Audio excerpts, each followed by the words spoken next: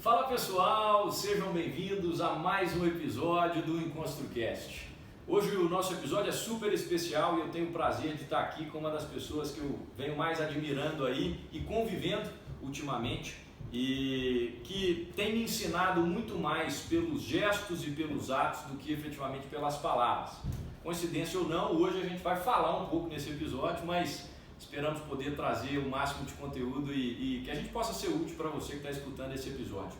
Senhoras e senhores, Álvaro Chocair.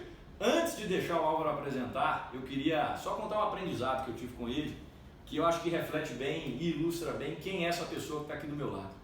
O Álvaro uma vez falou assim: Hernani, quando você encontra uma pessoa, tem 3 formas que essa pessoa pode sair depois do seu encontro.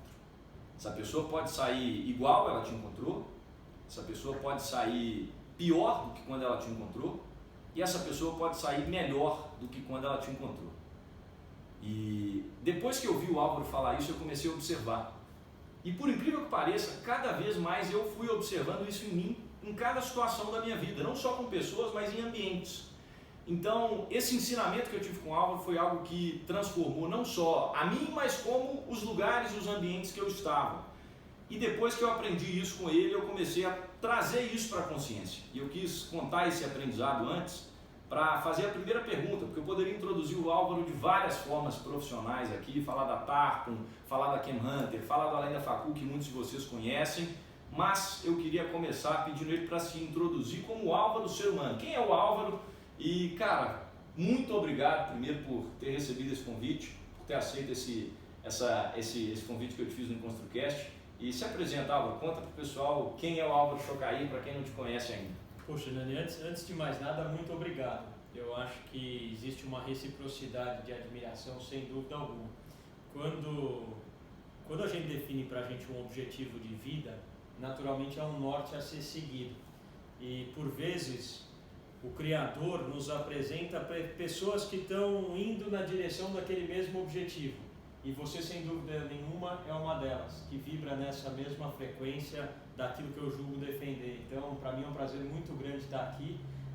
E se puder colocar o que é o Álvaro para responder a tua pergunta, eu acho que é alguém que tenta contribuir para a construção de um mundo melhor a cada dia, a cada momento. Eu acho que é o mínimo que a gente pode fazer para deixar esse meio que a gente se encontra um pouco melhor. Que maravilha, maravilha. Fico muito feliz de escutar isso. E antes de entrar no aspecto profissional, eu queria fazer umas perguntinhas pessoais antes, porque por trás de grandes empreendedores sempre existem grandes pessoas. Então, a primeira dessas perguntas pessoais é: o Álvaro acredita em propósito? Eu acho que as pessoas precisam ter isso para construir? Sem dúvida alguma. Mais que propósito, eu acredito em objetivo. Ninguém faz nada por nada, né? Todo mundo faz as coisas que fazem para atingir um objetivo, por mais relativo que ele seja.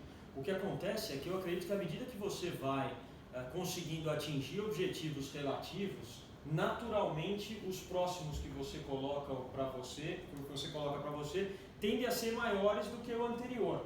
Então, quem sabe uma hora você começa a estabelecer objetivos que não são mais só para você, que pensam em outras pessoas também. Nessa hora eu acho que nasce aquilo que a maioria das pessoas chama de propósito, ou seja, eu defender uma bandeira que vai além dos meus limites. Então acredito sem dúvida alguma, não é todos que têm, mas todos podem ter num determinado momento, sem dúvida alguma, por que não? Que legal! E qual foi o seu primeiro objetivo, Álvaro? Você se lembra de ter colocado? Você falou que tudo parte desse objetivo. Cara, eu acho, vou tirar a parte de criança, porque quando você é criança você tem muitos objetivinhos menores, mas que eu me lembro assim, eu tinha uma visão, Hernani, que eu queria ser rico.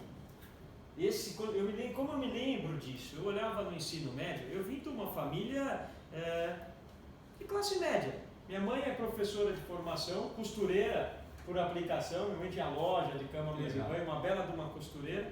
Meu pai é o caçula de 9 filhos, de uma cidadezinha pequena chamada Engenheiro Passos, no Rio de Janeiro. O único que teve na sua família a chance de fazer o ensino superior, foi fazer engenharia no Instituto Militar de Engenharia e acabou trabalhando numa multinacional por 27 anos. E acho que todo o dinheiro que ia para casa, tirando as despesas de um apartamento de 120 metros quadrados que nós 5 morávamos, eu, meus pais, minhas 2 irmãs, eu acho que boa parte da renda dele foi para a educação. Mas, de certa maneira, quando eu estava naquele ensino médio, colegial, na minha época, eu olhava e falava, poxa, eu via um Abílio Diniz, um Jorge Paulo Lemann. Eu não sei porquê, eu falava, eu quero ser rico, uma hora eu vou ser rico, vou trabalhar para ser rico. Eu acho que esse foi o primeiro objetivo e a escolha de onde eu trabalharia primeiramente, que foi na área financeira de uma grande companhia. E a faculdade que eu decidi fazer foi simplesmente para atingir esse objetivo. Que legal. E quando você determinou esse objetivo, e aí a gente vai entrar no profissional, não tem jeito, o que você enxergou que você tinha que fazer? E aí você entrou no mercado financeiro, foi quando, na verdade antes, né? Você escolheu a GV, foi estudar na GV, olhou o mercado financeiro porque você via nele essa possibilidade. Mas a gente sabe que depois do mercado financeiro, de entrar para a faculdade buscando o mercado financeiro, você resolveu empreender, ao contrário dos seus amigos, da maioria que estava na faculdade e queria ir para trabalhar em grandes bancos e corretoras, enfim, naquela época nem tinha corretora, mas conta um pouquinho disso. Por que você escolheu esse caminho do mercado financeiro e depois empreendedorismo? Tem um dia, eu costumo contar essa história por vezes, mas tem um dia que foi muito emblemático na minha vida. Eu tive um emprego que foi na Companhia Suzano de Papel e Celulose, e um dia específico, eu trabalhava direto com o seu Leon Pfeffer, que tinha 92 anos na época, e assinava todos os cheques da Companhia Suzano acima de 10 mil reais.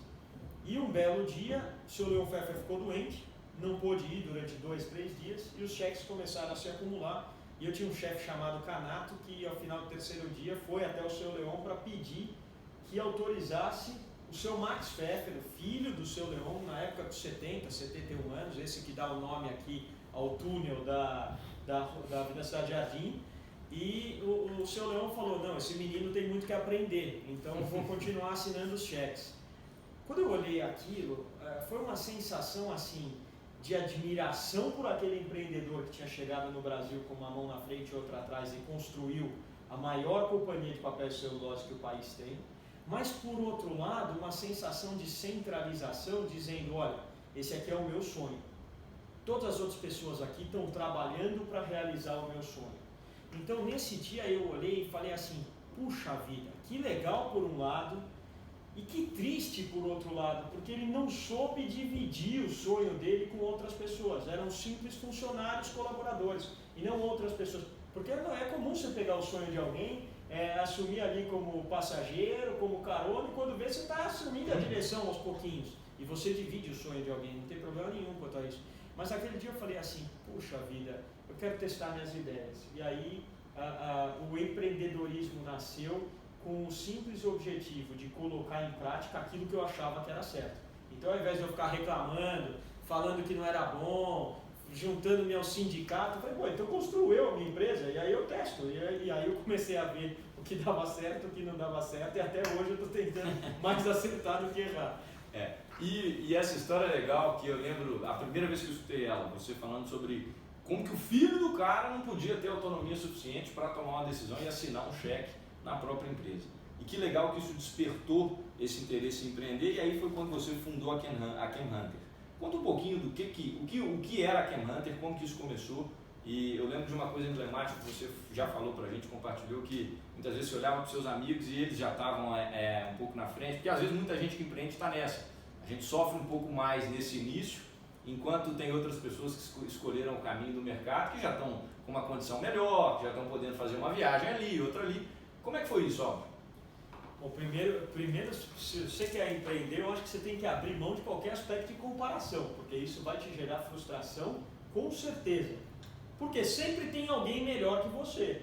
E o dia que você virar o melhor naquilo, saiba que o tempo vai te tirar daquela condição, mais cedo ou mais tarde. Né? Acontece no mundo dos esportes, acontece no empreendedorismo. Então esse negócio de melhor ou pior, na frente ou atrás, é a primeira coisa para se eliminar.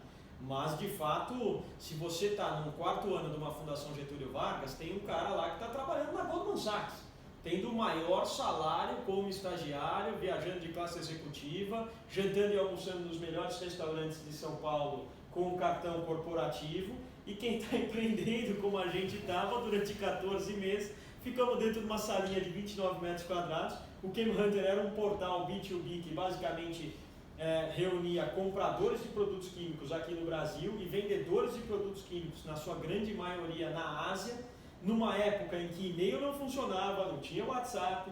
Então, o nosso serviço era assim, a gente estudava na faculdade pela manhã, 8 a meio-dia, meio-dia e meia saía de lá, comia um cachorro quente ali na Itapeva. Quem estuda na GV sabe que deve ter até hoje, aquele dog bem carrudo assim, com uma Pepsi, e dava R$1, R$2 na época, alguma coisa assim, dava aquela forrada.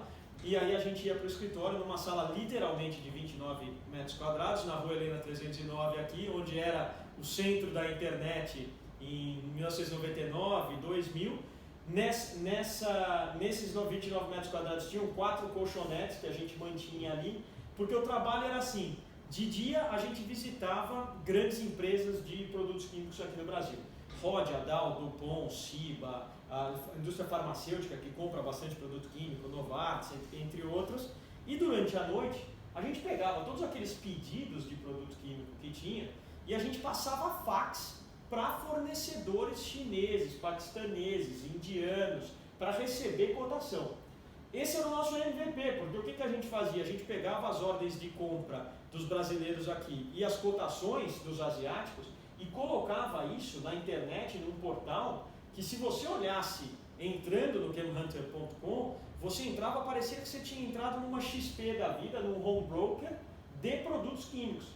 Então a sensação para quem olhava era de um assunto extremamente tecnológico, bonito, funcionando por si só, ordem de compra, ordem de venda, as qualificações dos produtos todos ali, e por trás na cozinha era uma loucura, porque era a gente que estava imputando ordem ali. Então era fax, telefone e visita mesmo, sola de sapato, mas foram momentos assim de, sem exagero algum, 16 a 18 horas de trabalho por dia. Nós éramos todos solteiros, éramos em 4, então ninguém tinha outra coisa para fazer a não ser trabalhar, e de fim de semana que a gente dava uma escapada, mas assim, teve muito aquela história do pato, de você olhar o pato por cima do lago e por baixo da tua visão, era exatamente isso, porque você olhava para o chemhunter.com e falava isso aqui é o futuro, e olhava a cozinha e você falava, meu Deus, era a patinha lá embaixo rodando bastante.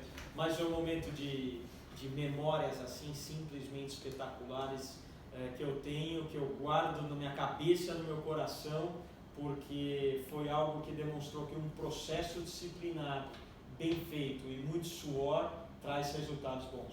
E aí, para fechar a história, no dia que a gente vendeu a companhia, obviamente que o dinheiro foi um pouquinho maior do que a turma da Goldman Sachs, e aí gerou uma sensação um pouco mais de dever cumprido, né?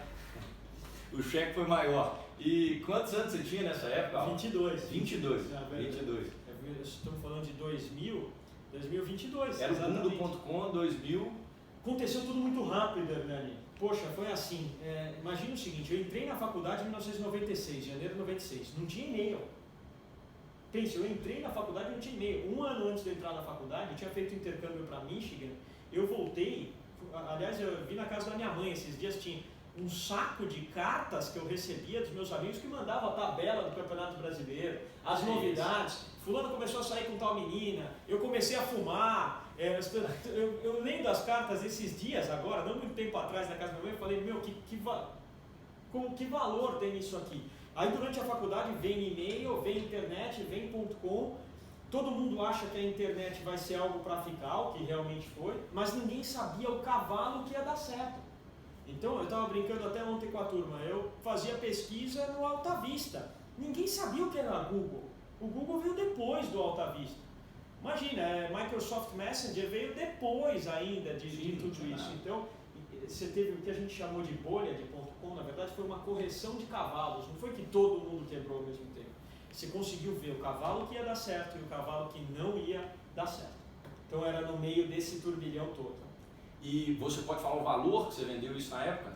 Puxa, eu acho que foi 2,4 milhões de dólares, alguma coisa assim. Então, para 4 pessoas com 22 anos, está aí o primeiro empreendimento do Álvaro. Hoje, o Álvaro é a pessoa que, a gente falou de faculdade aqui, o Álvaro é a pessoa que está por trás da Link, foi o idealizador da Link, que hoje é a mais conceituada faculdade de negócios, que é bem diferente do tradicional, que a gente vai falar sobre isso, mas voltando a esse período de faculdade, porque enquanto você estava falando, eu estava pensando nos alunos que estão aqui. E a gente que está entrando na faculdade, o pessoal que está entrando na faculdade agora.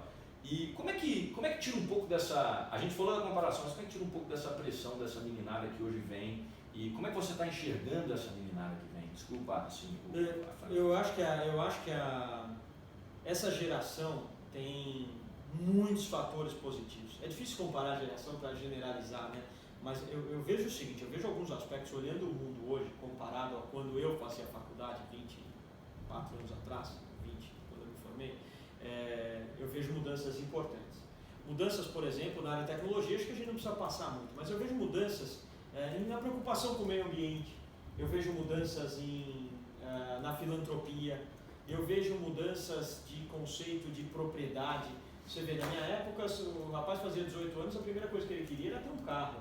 Hoje o cara quer ter um Uber. Tem gente que tem 20, 21, 22 anos e nem tirou carta ainda. Era inconcebível na minha época. A minha carta de motorista, depois se der para pôr uma foto aí, você põe. Tem 12 dias de diferença, do dia do meu aniversário para o dia da carta. Por quê? Porque tudo que eu queria era dirigir, né? Hoje em dia, esse conceito de propriedade mudou. Agora, o fato de você ter a informação que você quer disponível, o conhecimento que você quer ver no YouTube, numa Wikipedia, num Google, 100% do tempo, traz para você uma ansiedade muito grande. Por quê? Porque você quer acertar logo. Então, eu acho que o que precisa, de certa maneira, é mostrar para essa meninada de 20 anos, primeiro que ela vai viver até 100, 110 anos com tranquilidade. Um cara que nasce hoje aqui no Itaim, em São Paulo, não sei que aconteça um desastre, o cara vai para 100 anos. Já está dado, a medicina já andou nesse ponto, né? Então, primeiro, saber que vão ter várias carreiras dentro de uma vida, bem diferente da época dos nossos pais, da época dos nossos avós. E um pinguinho de noção de que objetivos de longo prazo, por vezes, satisfazem mais do que objetivos de curto prazo. É assim, né? Imagina que você se disponha a emagrecer. Poxa, eu estou acima do peso, quero emagrecer. Tem um preço que você paga dia a dia, né? Para um dia você falar, puxa vida, emagreci. Só que isso não quer dizer que não existam as tentações ao longo do dia. Você passa na frente de uma doceria e vê uma bomba de chocolate, você pode substituir o grande prazer de emagrecer no longo prazo pelo pequeno prazer de comer o doce ali na hora. Então eu acho que dar consciência para essa moçada de diferença de tamanho de prazeres, quando você estipula um objetivo de longo prazo, já é algo que a gente pode fazer. Ninguém muda ninguém, mas mostrar para eles que existe isso acalenta um pouco a ansiedade da turma. Paciência e entender que essa disciplina necessária para o objetivo maior são fundamentais. Muito bom. E na Chem Hunter, para a gente passar depois para a TAP, um pouco no profissional, qual que você acha que foi o momento mais desafiador que vocês tiveram? Porque foram só 14 meses, né? Foi rápido. Eu acho que o desafiador foi o que todo mundo, foi o comprometimento de cada um ali. O comprometimento de cada um fez com que aquilo que seria mais desafiador fosse ameno. O que foi? Você não tem receita. Porque eu era orgulhoso pra caramba. Meu pai, graças a Deus, me pagou toda a minha educação, inclusive a faculdade, mas eu posso dizer que eu nunca pedi R$1 a mais para o meu pai além da minha educação. Então, acho que era mais na conta do orgulho do que na conta de outra coisa. Então eu falava, não, eu trabalho, pô. Beleza, você paga minha faculdade, eu trabalho para poder sair à noite. Só que quando a gente decidiu empreender, não tinha essa sobra. Então era assim, se desse para morar no escritório, eu morava no escritório, morar de favor, eu morava de favor. Eu lembro, a gente tinha uma mensalidade da Runner Academia ali na Juscelino Kubitschek, que era muito mais para tomar banho do que para fazer esporte. Porque estava ali um banheiro com chuveiro quente ali.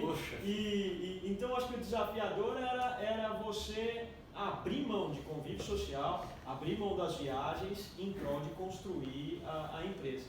Mas quando você faz isso junto, é uma força maior. Por isso que eu falo, não empreende sozinho, empreender é um esporte coletivo. Você vai com mais gente e quando você vê, você já está construindo aquilo que você quer. Sensacional, sensacional. E depois passou do Álvaro de 22 anos, entrando numa próxima fase, para situar o pessoal. Tá, como é que foi isso? Cara, Nani, essa história, eu falo que tem uns caras lá em cima que acho que me dão uma mão, porque assim, eu sou um cara que eu tive 3 chances de estudar fora do Brasil. 3 chances. Chances reais, aprovações reais, e eu neguei as 3. E não me arrependo de ter negado. Quando eu fiz intercâmbio em Michigan, as minhas notas eram muito, muito boas na escola. Eu ganhei uma bolsa de estudos na Universidade de Michigan, ganhei na Universidade de Chicago e ganhei em Michigan State, que são belíssimas universidades e e decidi voltar para o Brasil para fazer a Fundação Getúlio Vargas. Quando eu vendi o Cam Hunter, eu falei, agora eu vou estudar nos Estados Unidos, poxa. Fui lá, fiz uma application para o Wharton, no mestrado de finanças, porque eu queria trabalhar em banco de investimento depois, ou mexer com investimentos, mesmo depois de ter vendido o Cam Hunter. E aí fui aprovado no mestrado de finanças de Wharton e nunca fui. E por que eu nunca fui? Porque eu passei a mão no telefone, liguei para um cara que trabalhava na GP Investimentos, que é o Zé Carlos Reis de Magalhães, que tinha se formado comigo na faculdade, e eu falei para ele assim, ô Zé, a gente pode ir passando aqui, né, Dani? Estou falando demais? Não. Pode, Tá, fica à vontade. E eu falei, Zé, eu quero estudar nos Estados Unidos finanças, cara. Você tem um tempinho aí para você me ensinar o que é bom, o que não é, se o Wharton é bom, não é? Ele falou, claro, vamos almoçar. Fomos ali no Haskell do Shopping Paulista, cheguei lá, ele já sabia que eu tinha vendido o Cam Hunter, porque a gente encontrava às vezes. E eu falei, Zé, eu quero aprender finanças, fiz lá a application de Wharton. Daí ele me fez uma pergunta que me tirou o chão. Ele falou, bom, legal que você quer trabalhar no mercado financeiro, mas você quer trabalhar com o quê?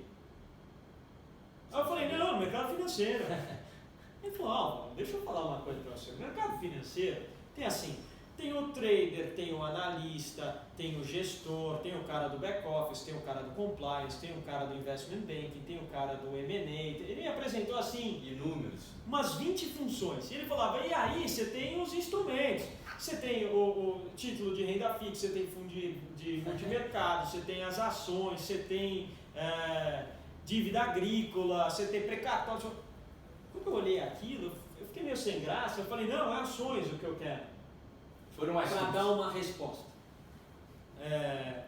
Ele falou, bom, então se você quer ações, o Wharton é legal, tudo, vai te ajudar. Só que tem um tio meu aqui, que é o maior investidor pessoa física do Brasil.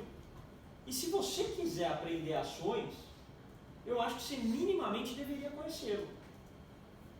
Acho que ele usou aquilo como um anzol, como um bom pescador que o Zeca sempre foi, e me levou para conhecer o Luiz Alves. Entro aqui no escritório, numa salinha pequena do call center ali do lado do Shopping Guatemi. Call center é o nome do prédio, não que seja o call center.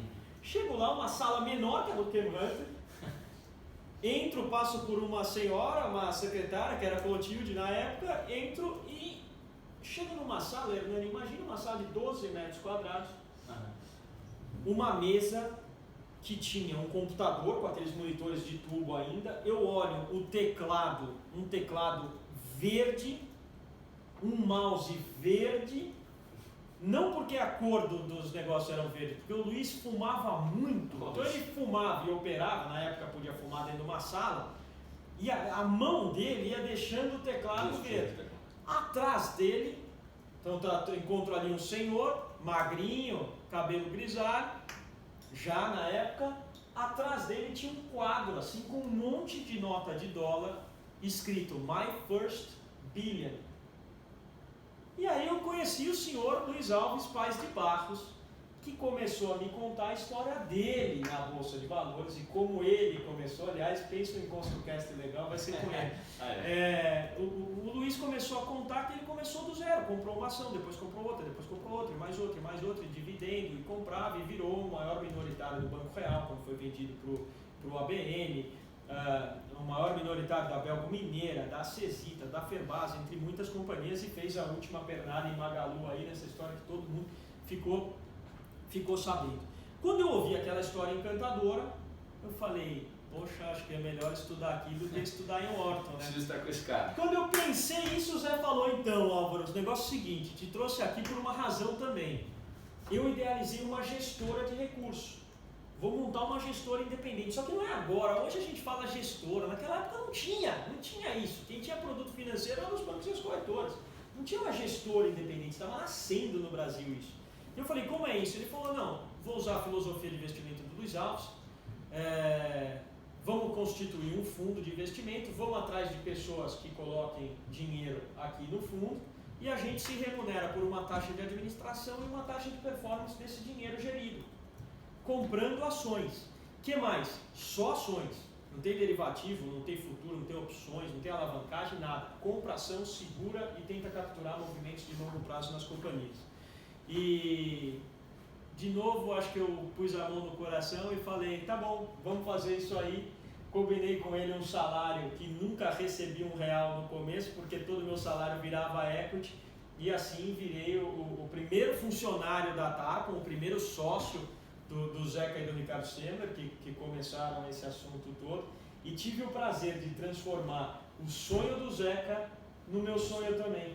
Então, essa foi uma história de empreendedorismo que eu comecei com uma ideia de outra pessoa e não a minha.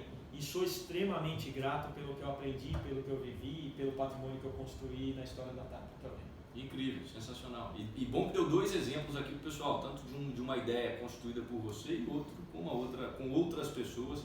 E a história da Tarpon o pessoal pode pesquisar, pode entrar aí, fizeram um IPO, então assim, não só um, né? Você tem mais de um IPO na conta aí, são quantos? São 4? Nosso foi o da Tarpon. Sim. E a gente fez o da Brasil Agro, que foi um IPO de PowerPoint na Bolsa Brasileira. Primeiro PowerPoint e o único que sobreviveu. Porque se digitar aí Agro 3 é o único que tem. Os do Ike Batista foram todos embora, os da GP Investimentos, que era Investitur, foi embora, e a Brasil Agro se manteve. Mas aqui o PowerPoint, só para o pessoal entender, para ilustrar, porque eu demorei para entender isso. Você não tem a empresa, chega, mostra ali um conceito. Na verdade, você tem a empresa, você constitui uma empresa sem nada, capital social R$10 mil, com auditoria para uma vez que comece a funcionar. Um advogado que escreve um prospecto, um PowerPoint de 16 páginas para apresentar para investidor, e naquelas 16 páginas o que tinha? Olha, senhor de fundo aqui nos Estados Unidos, vim aqui porque gostaria que você comprasse ações dessa empresa que a gente está lançando. Nós vamos comprar terra no Brasil e vamos valorizar essa terra, e você vai ter a capacidade de estar exposto a terras agrícolas no Brasil, coisa que o senhor não poderia fazer na pessoa física. Então foi um PowerPoint mesmo, como se eu batesse de porta em porta, e a gente literalmente bateu, falando, olha, quer investir aqui? E, de certa maneira, claro, tinha o Eli Horn junto, tinha o grupo Cressudo junto, então dava um peso maior, uma credibilidade maior, mas foi um PowerPoint mesmo, que foi, levantamos R$500 milhão, então é uma história legal também. Depois teve a compra da Arezzo, o IPO da Arezzo, teve a compra da Direcional de BH, o IPO da Direcional de BH, e já como Tarpon fizemos esses dias também.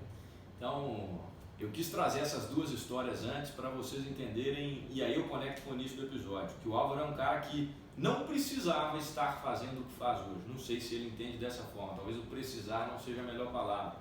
Mas hoje o Álvaro é a pessoa que idealizou e construiu a Link, projeto que eu tenho orgulho de falar que faço parte também. E agora a gente vai entrar nessa parte. Não precisava. Você ficou quantos anos na Tarpon, Álvaro? Eu fiquei de 2001 até 2009 como executivo, 2012 como conselheiro e até o ano passado como acionista. Como acionista. E aí depois da Tarpon você foi para um outro caminho. E aí entra um pouco da filosofia dos investimentos e tudo mais, mas teve uma transição grande na sua vida. Como foi essa transição? E aí a gente vai entrar no caminho da Link, até onde chegar no ponto da educação, em que você escolheu transformar as pessoas, escolheu educar, e a gente entra nesse aspecto. Mas eu queria entender só um pouco dessa transição antes da gente entrar. No dia do IPO da Tarpon, foi o dia... O IPO da Tarpon trouxe para nós uma liquidez de patrimônio de algo que a gente tinha percepção que tinha valor, mas a gente não tinha o valor propriamente dito daquilo. É assim, você constrói uma empresa, você sabe que aquela empresa tem um valor, mas você não sabe quanto exatamente aquilo vale. No dia do IPO da Tarpon, nossa empresa passou a valer um valor que estava lá. Se eu multiplicasse o número de ações que a Tarpon tinha vezes o valor que estava cotado na bolsa, eu tinha o valor de mercado da Tarpon. Se eu multiplicasse o número de ações que eu tinha vezes o valor que estava lá, eu tinha o meu patrimônio pessoal em Tarpon escancarado na minha frente, quanto aquilo valia em reais, em dólares ou o que quisesse. Por quê? Porque no momento eu poderia vender tudo e transformar aquilo em CDI, se eu quisesse, né? Então, o dia do IPO da Tarpon, ele não só foi uma marca de conquista por tudo aquilo que a gente tinha construído, mas trouxe um espelho de quanto de dinheiro eu tinha. Eu não tinha essa percepção. E eu me lembro muito quando o Ricardo Semler chegou pra gente, uma semana depois, não me lembro exatamente, e ele falou assim: parabéns, agora Ele chamava a gente dos meninos da TAP. Chama até hoje, porque eu fiquei sabendo, né? E ele falou assim, parabéns, tem um número que eu sempre pus atenção na minha vida, que é o número de 10 milhões de dólares. O cara sempre falou isso, né? Ele falava assim, o cara de 10 milhões de dólares, ele come no mesmo restaurante do cara de 1 bilhão de dólares. Ele fica hospedado no mesmo hotel do cara de 1 bilhão de dólares.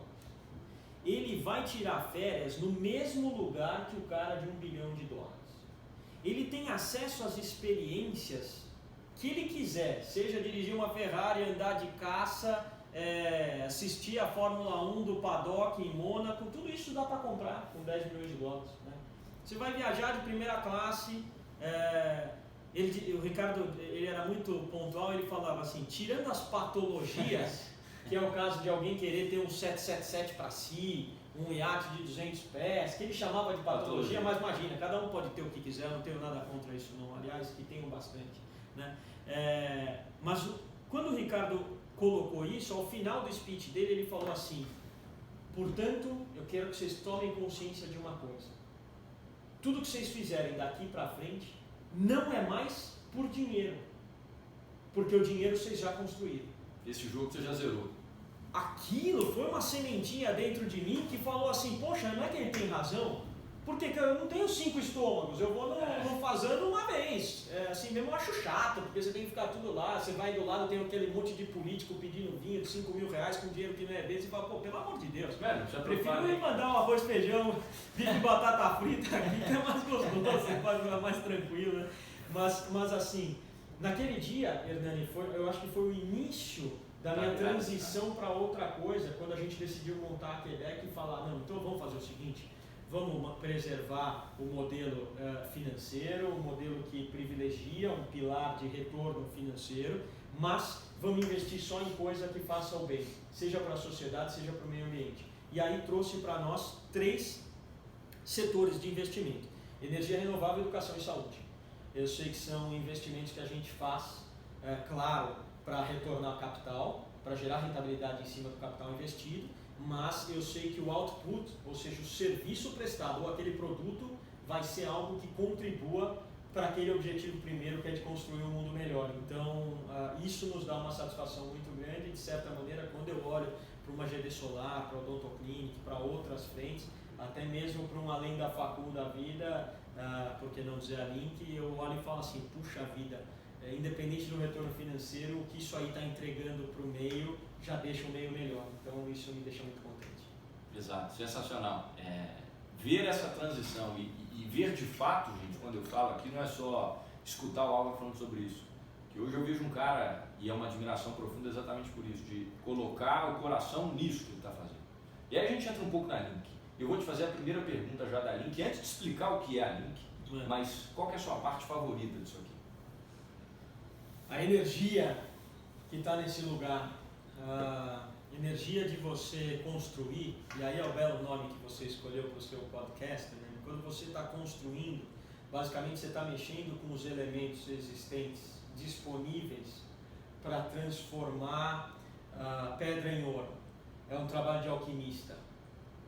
É bom quando a gente consegue fazer isso dentro da gente e mudar dentro da gente aspectos que a gente olha que são mais rústicos e torna isso em coisas mais reluzentes. A gente consegue fazer isso dentro da gente. E eu acredito muito que o externo é reflexo do interno.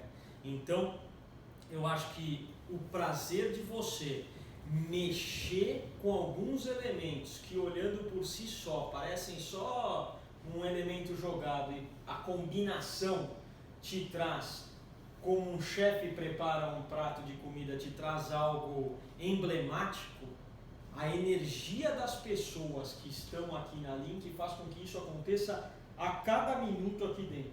E a gente vê isso acontecer diariamente. Então, o que eu mais gosto aqui de dentro, sem dúvida alguma, é do ambiente, é do que paira aqui. Eu acho que as pessoas entram aqui e elas ficam extasiadas. Ela pode nem entender muito bem o que está acontecendo, mas o sentimento quando ela vai embora é assim, pô, que lugar legal esse aqui, eu queria ficar aqui também. pelo menos quem vibra nessa frequência. Isso para mim disparado, muito mais legal que qualquer diploma, que qualquer aluno, qualquer professor, qualquer matéria. Eu acho que é a energia que está aqui, sem dúvida alguma. Sensacional. E agora vamos falar desses elementos, então. Gostei da forma como você colocou o significado da construção, do verbo. Então vamos falar desses elementos. O que é a Link? Quais são os elementos que estão aqui dentro e o que a gente está construindo aqui? A Link é uma fábrica de sonhos. Essa é a Link. É poder permitir que cada um tire da cabeça os seus sonhos. Claro que a melhor maneira que a gente encontrou para isso foi fazer uma faculdade, uma instituição de ensino superior regulamentada pelo MEC, com diploma em administração de empresas, tudo isso. Mas no fundo, né, eu vejo assim, quando eu tenho 2 filhos, um de 15 e um de 12, mas quando meus filhos eram um pouco mais novos, eu conversava demais com a turminha. Naquela época que a criança ainda não tem a adolescência, os aspectos psicológicos ainda não estão batidos, você ainda não está... Você é puro, até os 7 anos de idade, você consegue ser você mesmo, sem se preocupar com o que a turma de fora vai achar. E se você fizer uma pergunta para a criança, que problema que ela quer resolver, o que ela quer ser quando crescer, você vai ver que as respostas sempre trazem profissões marcantes. Ela quer ser um bombeiro, ela quer ser um astronauta, ela quer ser uma bailarina. São profissões que mostram, de certa maneira, a manifestação da pureza que a criança tem dentro de si. E isso, depois que o tempo vai passando, vai sendo tolhido pela sociedade, pelos professores, às vezes pelas famílias que vão e entregam uma caixa para ela e falam assim, não, o mundo aí fora é muito duro, ou melhor você ser médico, você ser advogado, você ser administrador, engenheiro, e não tem mais o que o cara escolher. Os pais dão para os filhos essas 4, 5 opções, não tem nada de errado, a programação foi o jeito que eles foram criados também. E aí o que acontece? Aquele sonho da criança que queria ser comentarista esportivo, porque ele gosta de esporte, aquilo vai embora. E o que a gente percebeu foi que no mundo atual, como a transmissão de conhecimento virou algo banal e gratuito e disponível para qualquer um, você tem a chance de, através do empreendedorismo, poder dar voz, poder dar forma, poder dar até um meio de ganha-pão e, por que não, de construir patrimônios altíssimos através dos seus próprios sonhos. Então eu acho que a Link vem para trazer um pouco disso, de falar, filho, filha, o que é que você mais sonhou para a vida? Poxa, o que eu mais sonhei foi ter um museu, foi ter um time de futebol. Então vamos fazer um museu, um time de futebol. O que é que você precisa? Relacionamento? Temos. Acesso a capital? Temos. Investidores? Temos. Base de ferramentas de negócios? Temos. Desenvolvimento do indivíduo através de people skills? Temos. Saber emitir uma nota fiscal, formar um contrato social? Temos. Vamos lá. E se errar? Graças a Deus que a gente errou, levamos um aprendizado a mais e vamos fazer outra coisa. Então acho que a Link ela vem para ocupar esse espaço, o espaço de catalisador nas mentes de cada um para transformar aquilo que é uma ideia em algo palpável e tangível.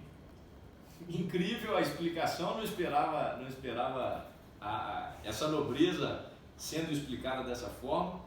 Para quem ainda está em dúvida se é uma faculdade regulamentada pelo MEC, que você ganha um diploma quando você sai, fiquem sabendo que sim. A pessoa sai daqui com um diploma de administração, um curso de 4 anos, que pode ter um dropout incentivado, sem né? dúvida alguma. A gente às vezes quer que a pessoa saia antes, então é uma faculdade para donos de empresas, para quem quer ser dono de empresa. E a gente prepara o indivíduo como alvo. Bom, primeiro, são 3 pilares que a gente tem bem solidificados, né, que formam a metodologia da Link.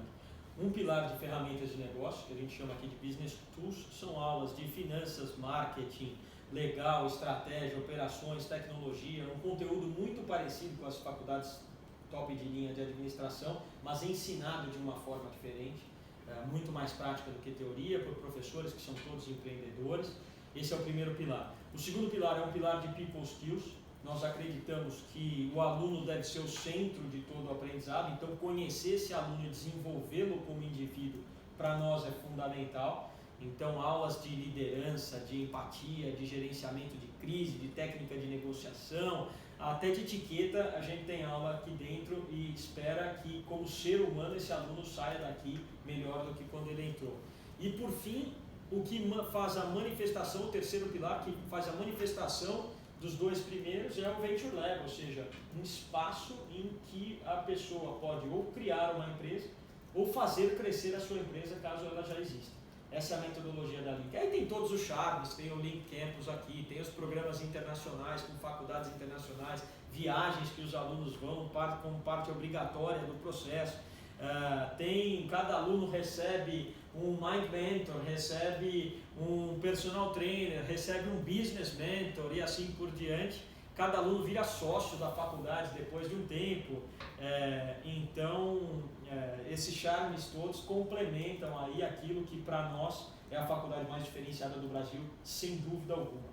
Hernani, eu visitei, eu acho que ao longo dos últimos 15 anos, pela relação com os fundos de universidades americanas e resto do mundo, que a gente sempre teve como co-investidores em muitos dos nossos negócios, eu acho que eu visitei, eu sozinho devo ter visitado de 100 a 150 escolas de negócio do mundo, sem dúvida alguma, ao longo dos últimos 15 anos.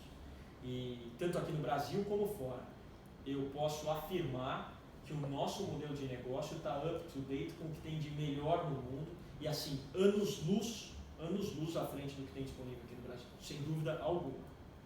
Como que isso tudo se conecta com o que o Álvaro já fez?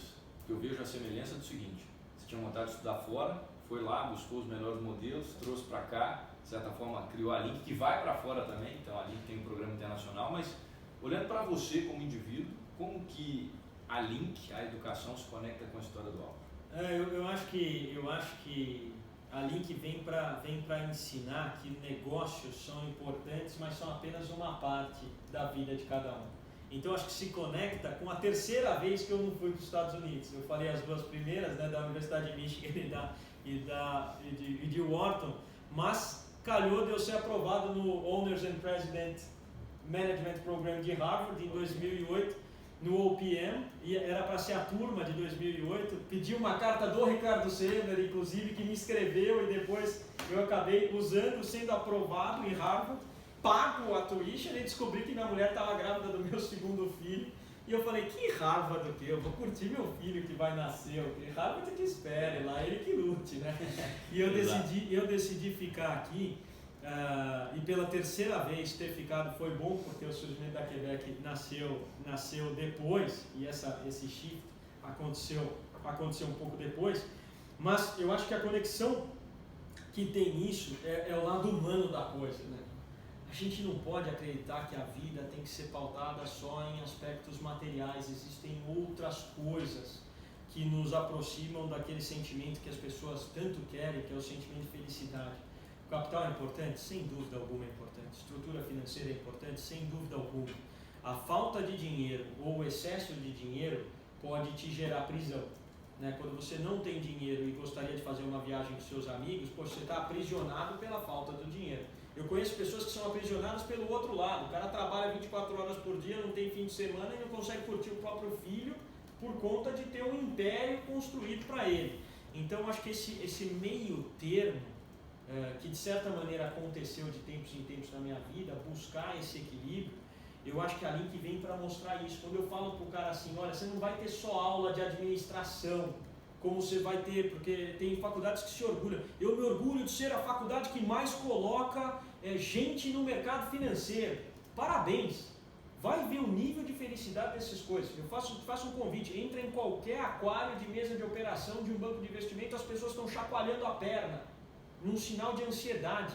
Aliás, toda vez que eu vou eu reparo, são unhas comidas, pernas chacoalhadas, posturas horríveis na cadeira, 4 telas na frente, um nível cerebral altíssimo, você pouco se importa com a pessoa que está do seu lado. Então a Link vem para trazer o outro lado. O que é? Primeiro, você tem um sonho? Vamos desenvolver esse sonho. Segundo, cuida de você, é importante cuidar de você. Cuida da tua família, a gente tem vários pratos na nossa vida.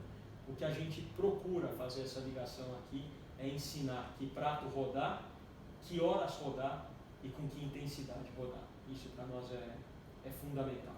Equilíbrio de prato para não deixar nenhum cair. Lógico. E qual que é a relevância da sua base familiar para tudo que o Álvaro construiu? Total, cara. Eu sou canceriano, não sei se acredita em signo ou não, mas assim, o canceriano é super família e eu sou um cara super família. Eu tenho amigos que falam assim, puxa vida, eu tenho um amigo que trabalha no Investment Banking até do BTG e ele fala, puxa, acredito que no roadshow, quando na época que tinha muito roadshow, eu voltei para casa, meu filho chorou ao me ver, não de emoção, porque não sabia quem era. Isso para mim é angustiante. Então eu sou daquele cara que põe para dormir, que limpa a fralda quando eu precisava limpar a fralda, que vai na churrascaria, que vai na pizzaria com todo mundo, que joga a bola junto, que sabe, que entende de joguinho de computador para falar a língua de cada um deles. E uma coisa eu tenho certo, se eu não tivesse mais aqui amanhã, um arrependimento eu não teria, que é não ter passado tempo com a minha família.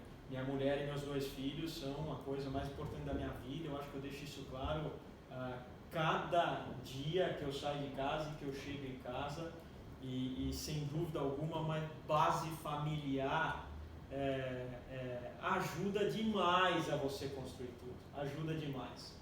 Eu tive a gratidão de ter tido uma base muito familiar forte, vinda dos meus pais, e tento cada dia replicar isso dentro da minha família, aí, falando da minha mulher e meus 2 filhos. Então eu acho assim importantíssimo esse porto seguro, você chegar em casa, se desarmar, poder falar aquilo que aconteceu de bom, que aconteceu de ruim, deitar no sofá, abrir uma cerveja e conversar gostosamente. Poxa, isso para mim não tem preço nenhum.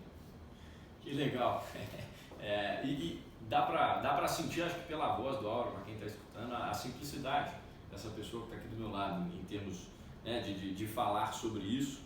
E qual o ensinamento que você teve com seus pais, falando do ponto familiar, que é uma coisa que eu também acredito muito nessa base, qual o ensinamento familiar que você teve com seus pais, porque a gente está falando de sonhos, né, desde quando tinha mais novo, qual o ensinamento que você teve com seus pais que você tenta passar para os seus filhos hoje? Respeito. Minha casa isso ensinou desde o primeiro dia que eu me lembro, com tudo.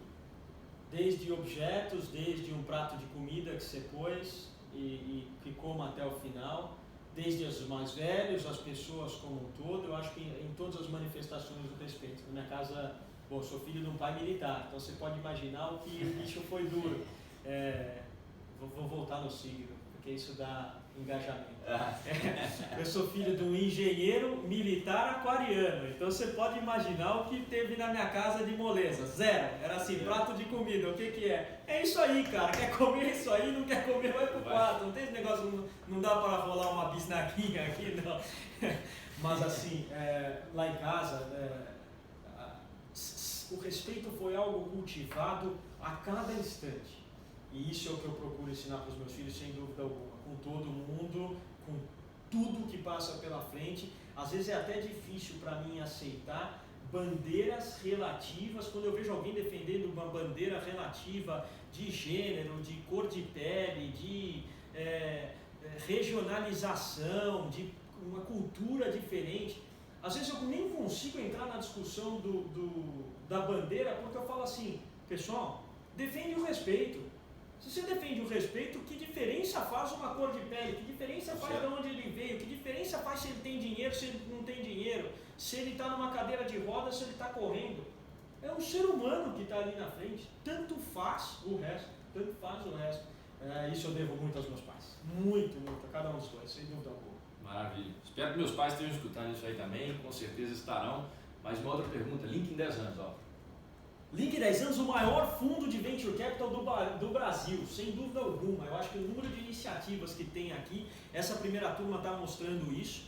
Você vê, nenhuma faculdade do Brasil tem 30% dos alunos como empreendedores, como donos de empresa. Aliás, eu não acho que tenha uma que tenha 10%, mas a gente está com 30%, correndo atrás de Babson, que tem 55% no quarto ano. E no primeiro semestre. Então a gente tem no primeiro semestre 30% de alunos aqui, os alunos já têm participação em empresas. Eu acho que cada aluno que bater aqui dentro da Link com uma ideia e a Link poder contribuir ativamente e ficar com um pedacinho dessa empresa, que na verdade passa a ser também um pedacinho para cada aluno que está aqui dentro, a gente tem o maior fundo de Venture Capital do país, vestido de escola, do MEC, de instituição de ensino, com diploma. Que é a base que na maioria das vezes o empreendedor que está começando precisa.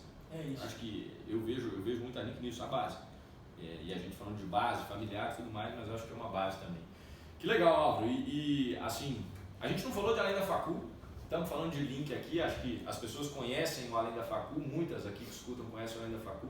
Além da Facu foi um projeto que o Álvaro começou, uma página do Instagram, como você gosta de falar, e foi gerando conteúdo, dando give back, que cresceu. rapidamente, só o que representa a Além da Facul para você? Disponibilizar conhecimento de negócios, empreendedorismo, administração para todo mundo de forma organizada e acessível. Então eu acho que o que tem ali, quando você entra no Além da Facul, se você realmente quiser aprender, ontem à noite estava tendo deu uma aula de futurismo e empreendedorismo, assim, eu falo, se o cara entrar no Além da Facul com o objetivo de aprender, pegar 90% do conteúdo que é gratuito, 95% do conteúdo que é gratuito, ali tem pílulas de conhecimento que eu vou falar, é bem além da faculdade, bem além. E eu quis trazer esses pontos, pessoal, para vocês entenderem que é uma pessoa que não precisava estar fazendo nada disso que está fazendo. Não precisava. Acho que eu precisava. Você precisava? Você imagina, eu não consigo me ver dentro de casa, Hernani. Se eu ficar dentro de casa, eu vou dar um testemunho aqui que eu vejo. Chega no escritório muitas vezes antes da gente que está aqui, o Gabriel e o Tio que estão ouvindo esse episódio, chega no escritório muitas vezes antes da gente e vai embora depois. Então, acho que a gente está aprendendo o recado aqui, mas sempre com equilíbrio e com essa paixão pelo que faz. Álvaro, queria chegar aqui para algumas últimas perguntas para a gente encerrar. Voltando lá do pessoal que eu queria te perguntar, que são curiosidades minhas. Quais habilidades você acha que o Álvaro desenvolveu ao longo desse tempo, ou lá atrás, que foram fundamentais para o sucesso, vamos dizer assim? Eu acho que a primeira capacidade de trabalho. Você deu um exemplo bom e eu acho característico da minha pessoa. Eu sou um cara trabalhador e eu costumo elevar as pessoas que também são trabalhadoras dentro de mim no ranking que a gente faz. Eu tenho uma admiração grande por quem trabalha em qualquer nível para fazer qualquer coisa. Então essa eu acho que é uma virtude em mim. Ter uma capacidade de trabalho boa. Outra coisa que eu vejo como vantagem é a capacidade de comunicação. Tem umas coisas que eu não passei na fila. Tocar instrumento musical, cantar, dançar, desenhar, isso eu não passei na fila, Hernani. Não sei fazer um palito de fósforo numa folha de papel. Agora, organizar as ideias oralmente eu acho que eu faço bem. Isso é uma virtude que eu reconheço em mim e não estou, como diz um amigo meu, modéstia incluída, né? Eu acho que eu tenho isso como virtude. Eu acho que a empatia, o relacionamento pessoal, isso foi algo... Claro, tem muita coisa inata, mas tem coisa também que eu fui aprendendo a desenvolver ao longo do tempo e isso contribui muito para fazer a história que eu estou tentando fazer até aqui. Que legal. Se pudesse pegar o telefone hoje e ligar para 5 pessoas para agradecer na sua trajetória, quem seriam essas pessoas? Quem vem em mente? 5 pessoas? Não tenho dúvida nenhuma. Meus 2 filhos, minha mulher, meu pai e minha mãe. Tá feito, né? Você escolheu um número bom. Eu sou 5 também, em casa são 5. E uma outra coisa, aí agora, o que o Álvaro reforça para ele mesmo todos os dias? Qual o pensamento? Sabe aquele pensamento que você tem, às vezes, que você tem que reforçar na sua cabeça, que vem, aquela coisa que você acredita, algo que você reforça para si? O que nós vamos fazer hoje?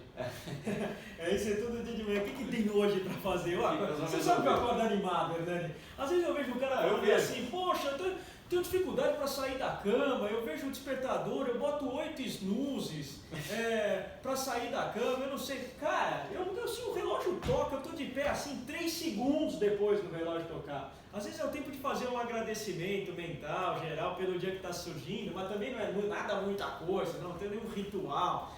Eu levanto e falo, o que tem para hoje? É isso? Bora!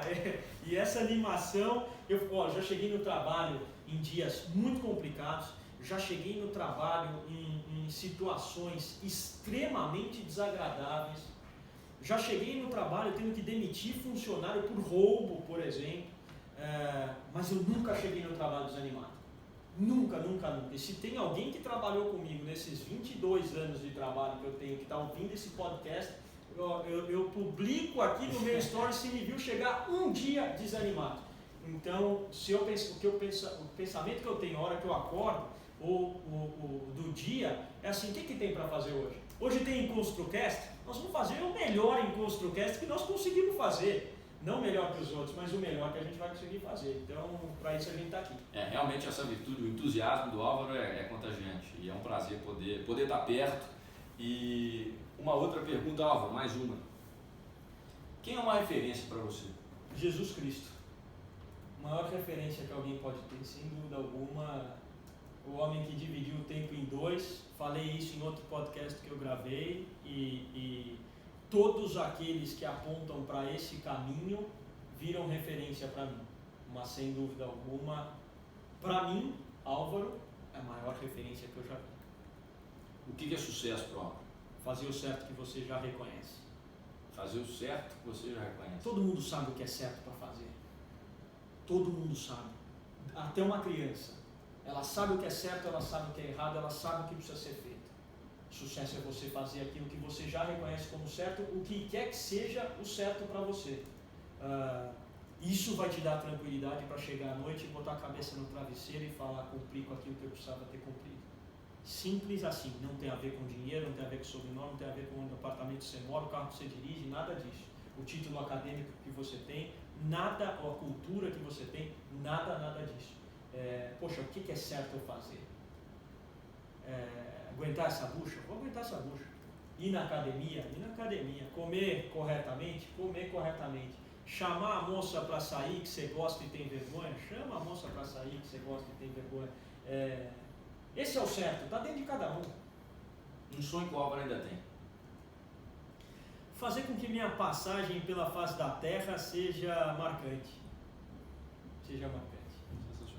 Eu quis emendar essas duas, mas voltando nessa outra, acho que quem mais é dado, mais é cobrado, né? E quem muito foi confiado, mais ainda será exigido. Então acho que reflete bem isso. Eu sei que é certo e não faço. Acho que a punição talvez seja pior, não a punição interna mesmo, né? Sensacional, estou nessa resposta até agora, para ser sincero. Estou pensando sobre isso até agora. Nunca tinha te visto falar isso e acho que desde o início do podcast eu pensei em várias coisas para os outros. Mas eu falava assim, cara, eu sempre aprendo com o Álvaro, mas muitas coisas que ele vai falar hoje eu tenho certeza que eu já ouvi ele falar em algum lugar. E essa última acho que foi para mim. Acho que várias perguntas aqui foram para quem está escutando, mas essa última aí foi para mim. É uma coisa que eu não tinha te ouvido falar ainda. Então, obrigado. E queria te agradecer também pelo podcast. Tinha mais algumas perguntas aqui, a gente poderia ficar horas e horas falando, mas acho que a mensagem final acho que foi entregue. Queria te agradecer por esse tempo, agradecer por essa oportunidade de poder ser útil junto com você para essas pessoas que estão escutando. E recado final seu, microfone para você aí, falar o que quiser.